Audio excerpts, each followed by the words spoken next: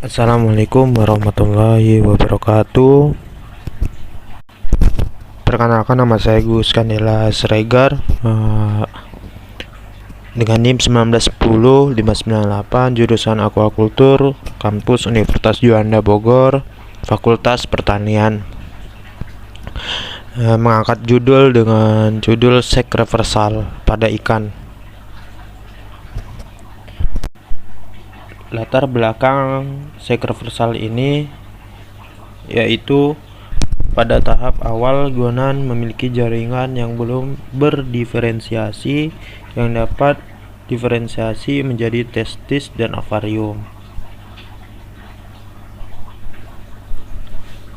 Terus hormon bertanggung jawab untuk diferensiasi alami testis dan ovarium pada kedua jenis kelamin.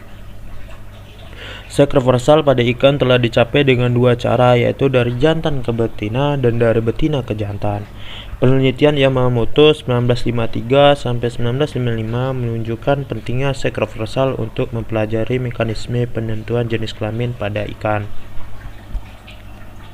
Di sini teman-teman pasti belum tahu apa sih diferensiasi sel itu. Diferensiasi adalah proses ketika sel kurang khusus menjadi jenis sel yang lebih khusus. Diferensiasi terjadi beberapa kali selama perkembangan organisme multiseluler ketika organisme berubah dari zigot sederhana menjadi suatu sistem jaringan dan jenis sel yang rumit. Oke, lanjut ke slide selanjutnya. Apa itu sek dan sek reversal? Sek genetik adalah keseimbangan antara androgen dan estrogen dapat menentukan jenis kelamin gonad yang berkembang. Terus sek reversal itu adalah merupakan teknologi untuk membalikan arah perkembangan kelamin menjadi berlawanan. Terus fungsional total atau fungsional penuh total dapat diinduksi pada sejumlah gonadotroph jika lingkungan faktor kimia diterapkan sebelum jenis kelamin fenotipik ditentukan. Oke, di sini kan teman-teman udah tahu apa itu sek dan sek reversal, bahkan secara fungsionalnya juga udah tahu sek reversal itu apa. Terus lanjut ke slide berikutnya, efek biologis dari sek reversal. Ternyata di sini ada efek biologisnya ketika menggunakan mekanisme sek reversal pada ikan, yaitu pengobatan hormon steroid meningkatkan kematian pada populasi ikan. Jadi ketika berlebihan pengobatan atau treatment hormonnya, bukan tidak mungkin ikan atau populasi ikan bakal ada yang mati atau meningkat kematiannya gitu. Terus yang kedua, pengobatan androgen selama sek reversal meningkatkan tingkat pertumbuhan di beberapa spesies Cyprinidis dan cicilid.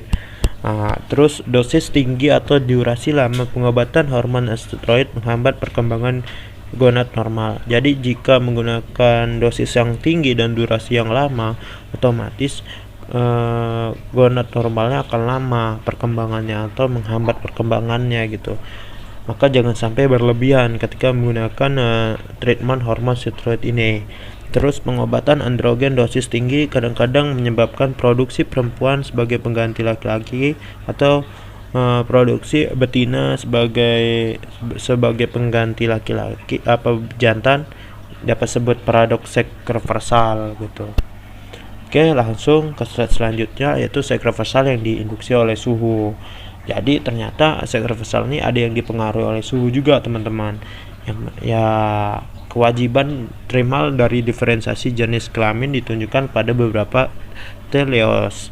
100% betina diperoleh pada ikan anterinid ketika remaja dipindahkan ke suhu yang lebih dingin, yaitu 13 sampai 19 derajat Celcius. Terus 100% jantan diperoleh ketika mereka dipindahkan dalam suhu yang lebih hangat, yaitu 29 derajat Celcius.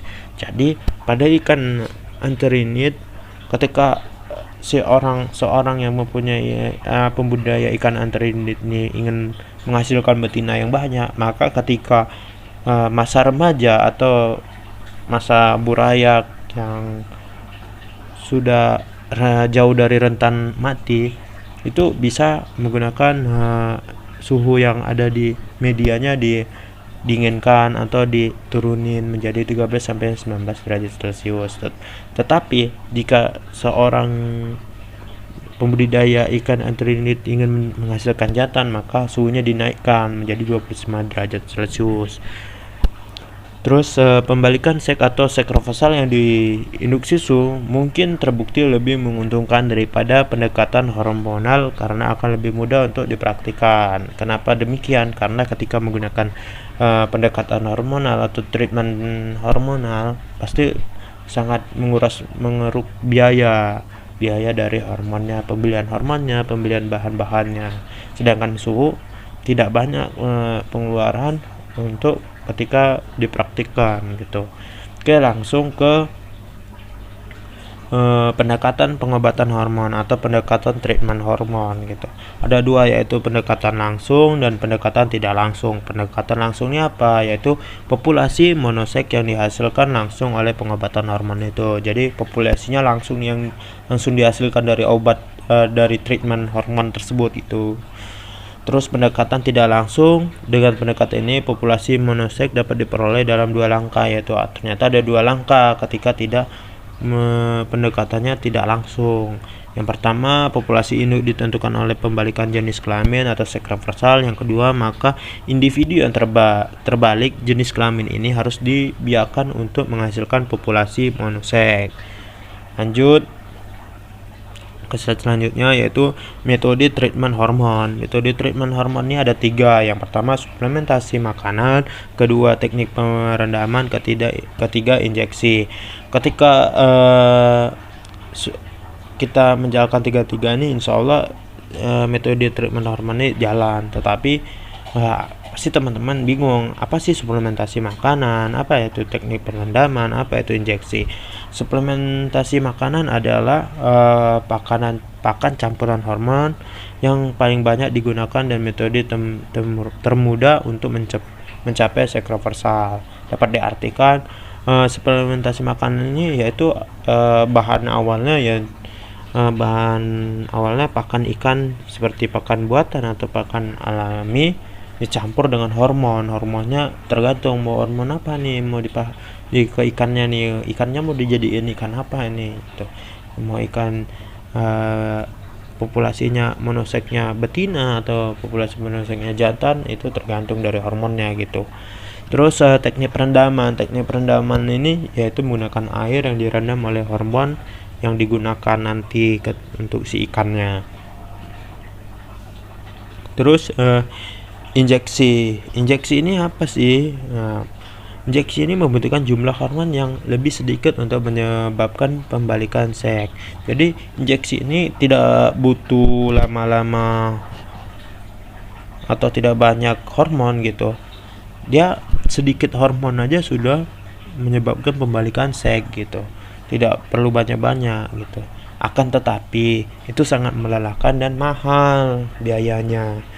Itu yang terus menjadi pertimbangan gitu ketika si pembudidaya ikan ini ingin menggunakan teknik injeksi ini gitu.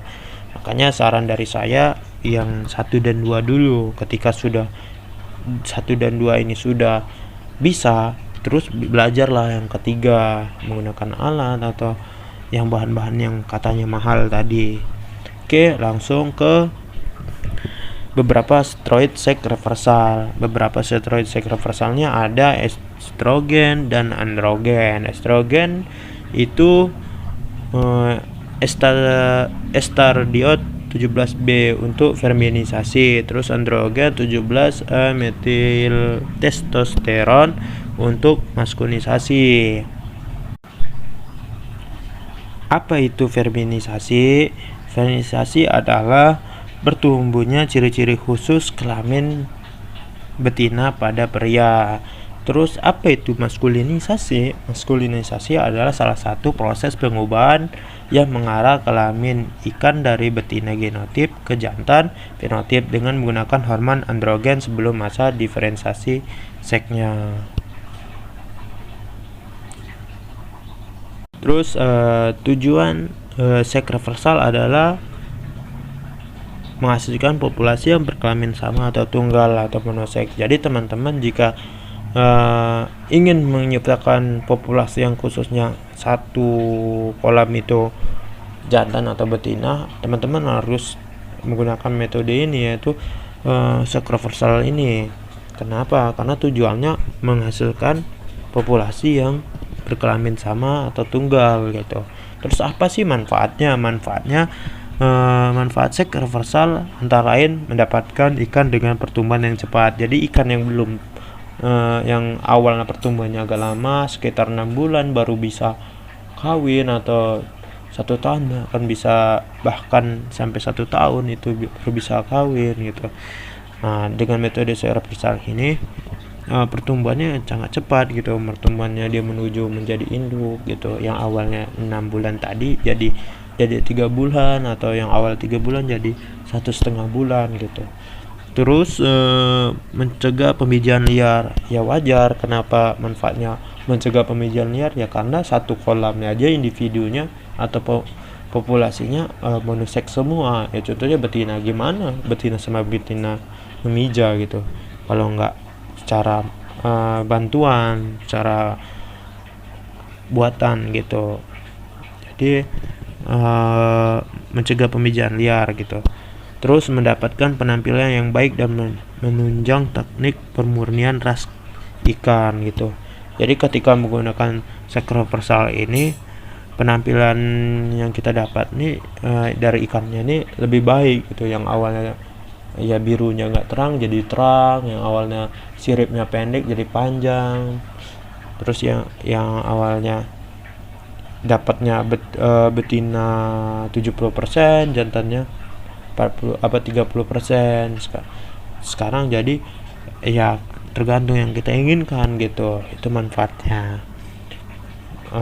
Mungkin dari saya segini saja untuk materi seks reversalnya, karena saya hanya dasar-dasarnya saja saya sampaikan.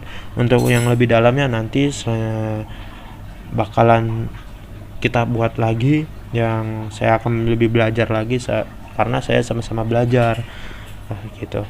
Kita belajar tentang seks reversal ini apa, terus apa aja yang dibutuhkan. Nah, nanti ada yang lebih dalam lagi atau lebih mendalami lagi tentang seks reversal gitu. Oke, saya akhirin. Terima kasih kepada teman-teman, atau terima kasih kepada penonton yang menonton